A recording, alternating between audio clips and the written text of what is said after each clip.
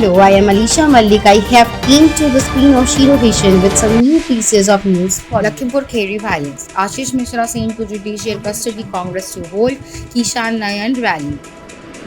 In a major breakthrough, Uttar Pradesh police on Saturday arrested Union Minister of State Ajay Mishra's son Ashish for not cooperating with the investigation into the violence that broke out in Lakhimpur Kheri on October 3. The move comes a week after strident calls by farmers' body and political parties demanding the arrest of Ashish Misra, who was named in an FIR over allegation that he was in one of the vehicles that mowed down four farmers protesting against the three farm laws at Tikunia in Lakhimpur Kheri district. Meanwhile, the Congress is all set to hold a Kisan Nyay rally in coal-bound UP on Sunday, demanding justice for farmers killed in the violence at Lakhimpur Kheri and the arrest of those responsible. Here are the top developments in the Lakhimpur Kheri case.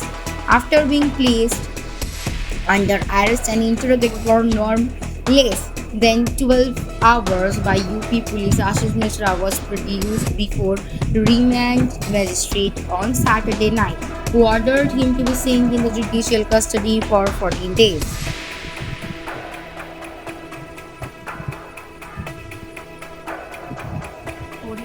India needs innovation, more awareness. Bill Gates on climate action. At the third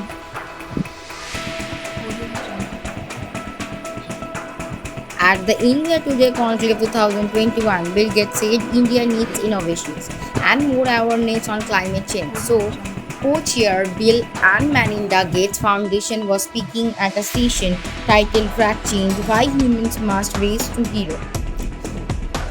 Race to Zero. Do you see your ability to foresee things as a gift or challenge? Well, certainly a gift. I feel very lucky I get to work and innovate new things. Also, when you are successful as I am, you have a responsibility to use that to save life as much as possible and drive innovation to solve the big problems. What made me engage with the issue of climate change? I like reading about science and understanding weather, but it was my work in Africa for the Gates Foundation, where we work on nutrition and health for the entire world. We were seeing that the climate was already making farming near the equator far more difficult. Has the thinking evolved beyond change in the terms of scale, immediacy, urgency?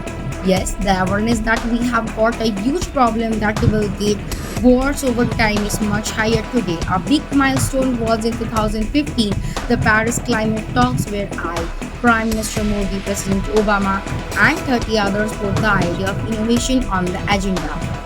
How do you tell people? It's not about tomorrow.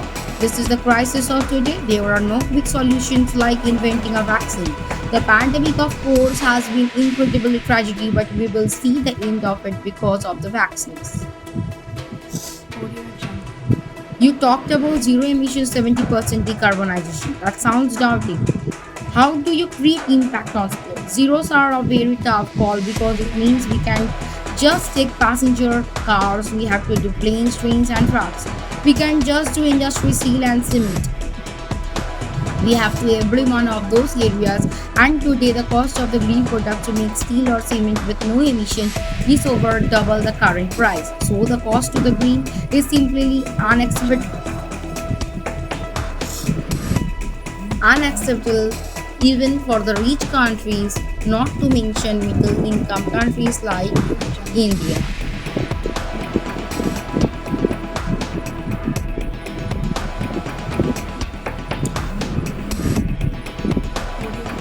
You talk about what could be those 3 to 5 areas of innovation for a country like India. It's great that electric cars are starting to catch on. It's still a very small percentage of the market, but as those batteries become cheaper for cars of all sizes, that will become popular. Likewise, making electricity, the cost of wind and the solar has come down. How do we achieve this paradigm shift? You have to take the pain now to create gain later. If somebody says, don't build new building, don't travel, that's unrealistic. This is the harder than landing on the moon. The awareness in India on climate change will have to increase because temperature in parts of the country going to be very high.